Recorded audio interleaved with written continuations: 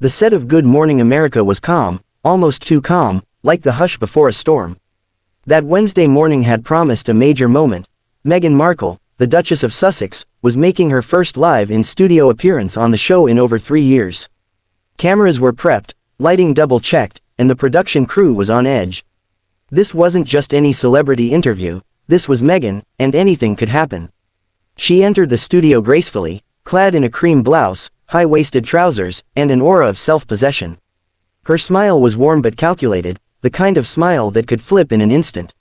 Robin Roberts welcomed her with a handshake and a nod, her expression one of calm professionalism, but there was steel in her eyes.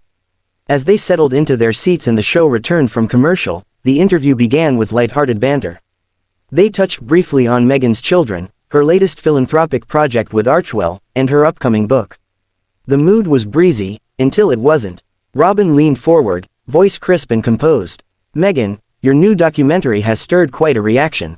Some say it's powerful, others call it self-indulgent. Why do you think people are still so divided about your story?"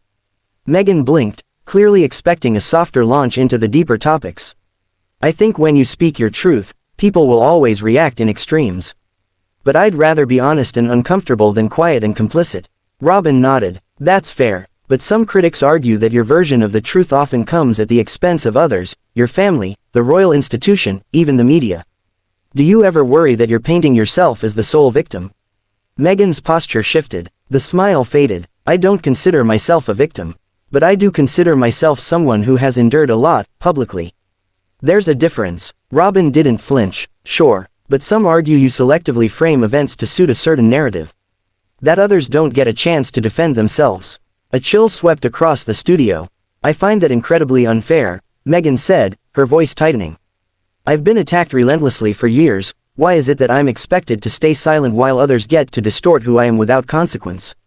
Robin calmly responded, "Because when you enter the public arena and speak your truth, others have the right to question it. You've said many things in interviews and documentaries, claims about racism, neglect, isolation. But when asked for evidence, it's often labeled too personal to share." Meghan's expression darkened. "I'm sorry, are you suggesting I fabricated my experiences?" "I'm saying people want clarity," Robin replied. "Your platform is powerful, but with power comes responsibility." That's when the energy snapped.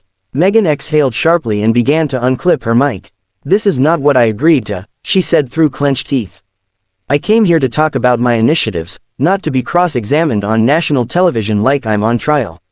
Robin maintained her calm. "You came here to have an honest conversation, Meghan. This is honesty." The producers stood frozen just off camera. The audience sat in stunned silence. Meghan stood up, eyes burning, and said, "This isn't honesty. This is a setup, and I won't be part of it." She turned on her heel and stormed off the set, her footsteps echoing behind her as everyone watched in disbelief. Crew members rushed to remove her mic pack, while Robin remained seated, silent, composed.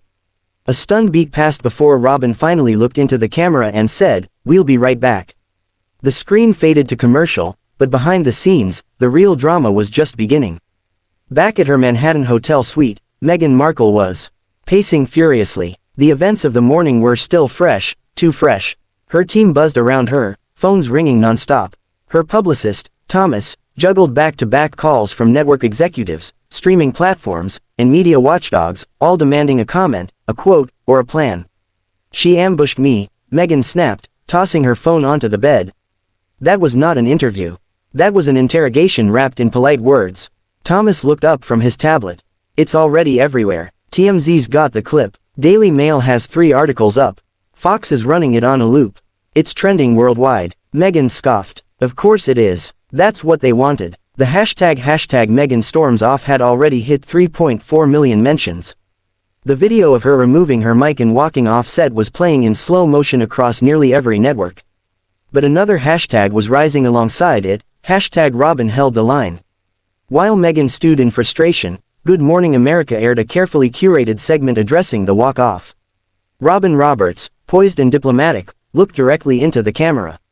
"I want to take a moment to acknowledge what happened earlier today during our interview with Meghan Markle. While we strive to create a space for open, respectful dialogue, sometimes conversations become difficult. We thank Meghan for joining us and wish her all the best moving forward. It was subtle, but to media insiders, it was a clear message: Meghan burned a bridge. Behind the scenes, ABC executives were furious. Not necessarily at Robyn, but at the fallout. Meghan's walk-off had disrupted the day's schedule, pulled advertising placements, and overshadowed major programming. And worst of all, she had made it known, loudly, that she blamed GMA for orchestrating it. Later that evening, Meghan posted a cryptic Instagram story, a black screen with white text that read, "Silencing women of color when they speak uncomfortable truths isn't journalism, it's control." The caption, #StillStanding. The post ignited a firestorm. Her supporters flooded Twitter and Instagram, calling Robyn's questions disrespectful, tone-deaf, and racially insensitive. Celebrities like Viola Davis and Jamila Jamil subtly threw their support behind Meghan, while others remained cautiously silent. But not everyone sided with the Duchess. On conservative networks, pundits pounced. "This is what happens when no one ever tells her no," one anchor on Newsmax said. "She wants endless sympathy but zero accountability." Even more surprising was the critique coming from some moderate and liberal commentators. "Walking off a set because your challenge doesn't make you a victim," one journalist wrote in The Atlantic. "It makes you someone unwilling to engage with opposing perspectives." Within 48 hours, Meghan's name dominated headlines in 16 countries. Calls for her upcoming podcast to be postponed began swirling. Rumors circulated that Netflix was monitoring the situation closely. Privately, insiders whispered that major networks had grown wary of booking her. Meanwhile, Robyn Roberts was being praised for her calm composure under pressure. A petition to have her moderate the next U.S. presidential debate had already gained traction online. Back in her suite, Meghan stood before a floor-to-ceiling window overlooking Central Park. Her jaw was tight, her mind racing. "They want me to disappear," she muttered. Thomas cleared his throat. "Or, you could take control of the narrative." That's when the idea struck. The next morning, Meghan went live on Instagram, no media filter, no host, no edits. She looked straight into the camera, hair tied back, face fresh and unguarded. "Yes, I walked off," she said. "Because when the space isn't safe, when the conversation is laced with prejudgment, walking away is strength. I won't apologize for knowing my worth." The live stream reached over 11 million views in less than 6 hours. Headlines shifted again. A new narrative emerged. Meghan, unfiltered and unapologetic.